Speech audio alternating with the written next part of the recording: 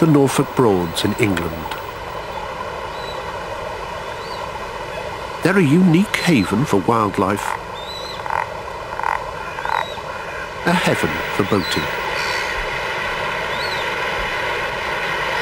They may look tranquil, beautiful, natural, but underneath the surface an ecological disaster is in progress, and up until now there's been little anyone can do to stop it. The problem is tiny microscopic plants, algae. They're present in almost every freshwater lake. It's not that they're unwelcome, it's just that there's far too many of them clouding the water and suffocating other plant life.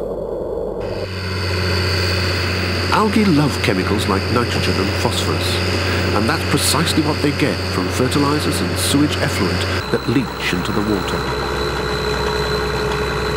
But scientists have discovered that good news for algae is bad news for other life that shares the same water. Plants are starved of light in this murkiness. Eventually they die, and the insects, fish and birds that rely on them die with them. Okay, we'll do a second here. A whole ecosystem is thrown out of kilter because of a man-made chemical imbalance in the water. Alright, second at point. Britain's National Rivers Authority is now trying to restore nature's balance. I've got it. They're tinkering with the ecosystem to try and jump-start it again. The star of the show is a microscopic dancer, the Daphnia, a water flea. Along with its flea-like relatives, it literally makes a meal of the algae.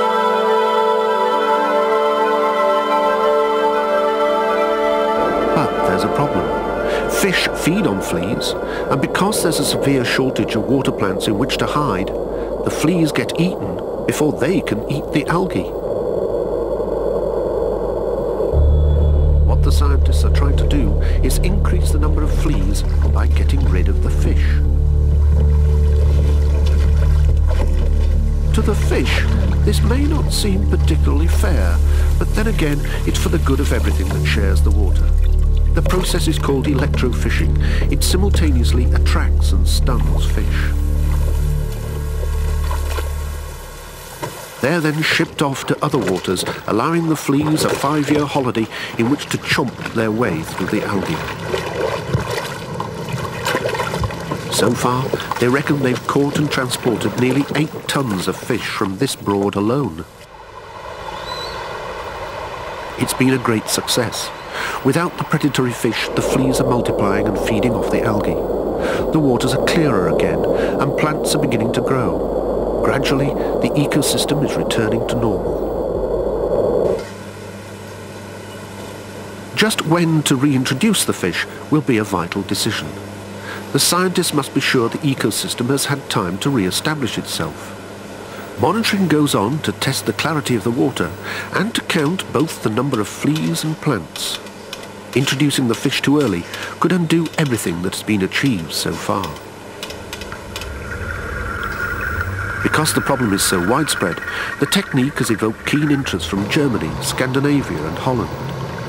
Studies are also underway to see how the process can be put into practice a bit at a time, clearing small areas of fish rather than entire lakes.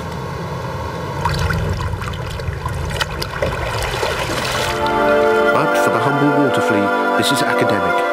What the flea's enjoying, thanks to man, is a break from being relentlessly pursued. For them, there's just a chance now to settle down, raise a family, and have a free lunch thrown in.